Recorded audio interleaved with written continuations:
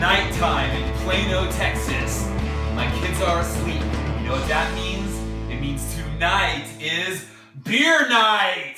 That's right, it's episode number 11 of my show about beer, which documents my journey exploring the beers of the world, learning the history of them, tasting them. Thank you so much for joining and watching. Quick shout out to my wardrobe director, aka my wife, who picked out this t-shirt for me to wear because she thinks this describes who I am. It's basically got coffee in the morning and beer in the afternoon.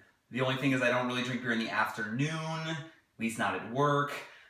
Beer's more of an evening thing. So if I'm having a good day, you'll see me with a coffee in the morning and a beer in the afternoon. And that's really the only way I survive as a parent of 3 children. And I'm really not kidding. Okay, this past weekend I was able to make it to Oktoberfest in Addison, Texas. Was anyone else able to make it? It was actually pretty awesome. Here's a picture of it. I took my 2 little girls. They had tons of rides for kids. I didn't expect that many rides. So next year, take your kids there. You can drink a beer, let the kids play. It was a really good time. Good job, Addison, for that. All right, trivia shout outs. Brian, way to go, man. You got the question right from last week. The question was, what's the oldest brewery in North America? And you know what? You guys that were Googling it, you were coming up, it said Molson. There's a Wikipedia article about Molson that says it's the oldest brewery in North America, that it opened in 1786. There's no way that's right. There's no way that the first brewery opened after the American Revolution. My research shows the year 1612, the Dutch opened a brewery in New Amsterdam, which is modern day New York City. So I'm going with 1612 for the first brewery in North America. Way to go, Brian. All right, comment from last week. A YouTube channel called Beer by the Numbers, which has some really good videos about beer. They commented, love the energy, Rich, keep it up. Thank you, Beer by the Numbers, for the comment. I appreciate that. All right, this week's beer, guys, Guinness Draught. This is one of the most successful beers in world history. So, you know, here's their famous logo, the harp. It's actually pretty low in alcohol for a beer, 4.2% ABV. I'd say a pronounced bitterness, 40. It's kind of in the middle on the bitterness scale. From Ireland, that's the Republic of Ireland, because it's in Dublin, or Dublin, however you want to say it. And this is some of the stuff we're going to look for when we taste it. But before we open this, there's a lot of history behind this beer, so I just want to quickly hit some of the high points. It's founded by Arthur Guinness in 1759 at the St. James Gate Brewery in Dublin.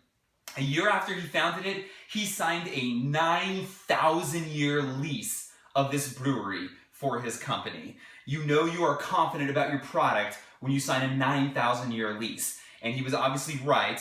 We are, we're 257 years into his 9,000-year lease. So far we're going well. We'll see, you know, maybe halfway through the lease, 4,000 years from now, what humanity even looks like if we still drink beer, but so far it's going well. In the 1930s, Guinness became the 7th largest company in the world. Before 1939, if a Guinness brewer wanted to marry a Catholic, he had to resign from his position at Guinness. This was not a very Catholic-friendly beer, apparently.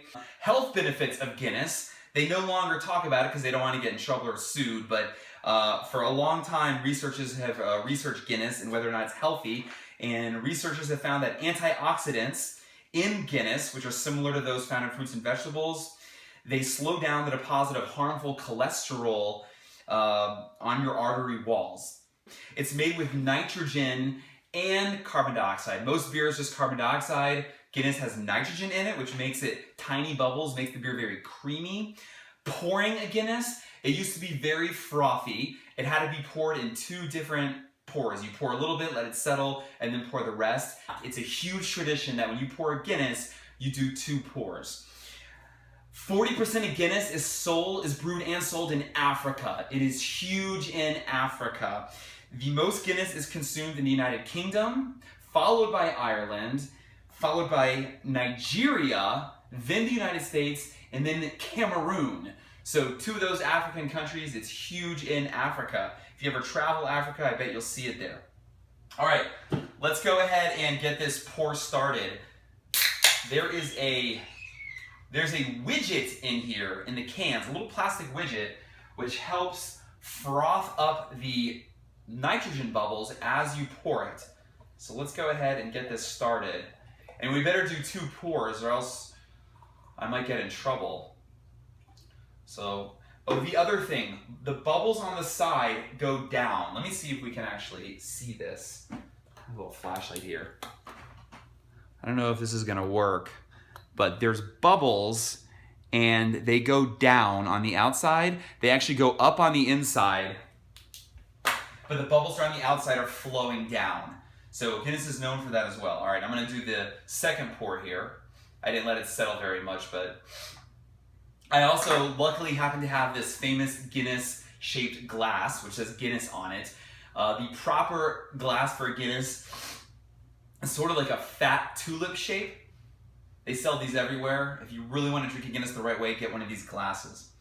All right, so coffee, chocolate, burnt toast, and creaminess. Let's see what we smell and let's see what we taste.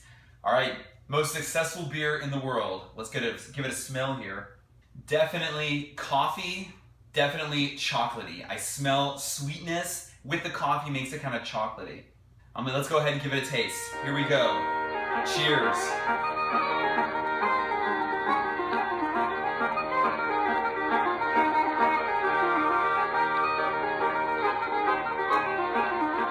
You know, it's not as heavy as you would think by the color. Guinness is an Irish stout, which is brown, dark brown or black colored, and it's a little watery. It's not like a thick syrupy. It's a little watery. It's coffee flavored. It's a little bit of chocolate, a little bit of sweetness, and there's bitterness on the back end after I've swallowed it. It's bitter at the finish. It's actually kind of light feeling. It's creamy and it's kind of light, and it's counterintuitive. People that don't drink this probably think it's like real heavy, but it's not. You know, it's light in alcohol, and it doesn't feel real heavy. I like it. It's a nice coffee, dark. I taste the burnt toast in it as well. I taste all of this stuff in it, and it's good. So let's rank this puppy. Guinness Draught, I'm gonna give you, let's give it like a, I'm gonna give it like a 90 because I think it's really good. Guinness Draught, a 90. Cheers. Okay, trivia question about Guinness. How many calories are in a pint of Guinness Draught? Be the first person to answer that on YouTube or Facebook, and you're famous on the whiteboard on next week's episode. And what are we doing on next week's episode? If you live in Texas, you will have heard of a very popular beer. It got popular, I don't know, 2 years ago. Blood and Honey by the Revolver Brewing Company. Texas, or the Dallas area at least, exploded with local breweries a few years ago, and this was one of the more successful beers that came out of that. It's sold everywhere around Dallas. Revolver Blood and Honey, go pick one up. I hope you can buy one if you're not in Dallas. This company, I believe, was just bought by Miller, so they'll probably start showing up everywhere. Go grab one. We're going to review Revolver Blood and Honey next week. All right. Thank you so much for joining me for Guinness for episode number 11. I appreciate you. Please leave comments. That's what makes this fun.